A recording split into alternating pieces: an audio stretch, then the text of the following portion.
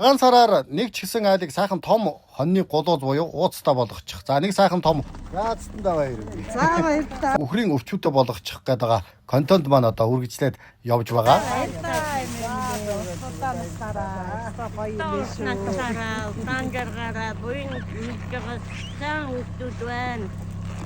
Манайг одоо тэгээд дахиад бас бас цаашин шалгаар болно гэдэг. Энэ ингэж их олон хүнийг баярлуулна гэж. Өмнөх контентын дээр 1 төгрөг, 10 төгрөг, 20 төгрөг, 30 төгрөг, 50 төгрөг, 100 төгрөг, 500 төгрөг, 1000 төгрөг хийсэн хүмүүсээс маань ингээд азтан тодорсон байгаа. За энэ хүн бол эхний азтан байгаамаа. Энэ бол хүнд үйлж байгаа буян.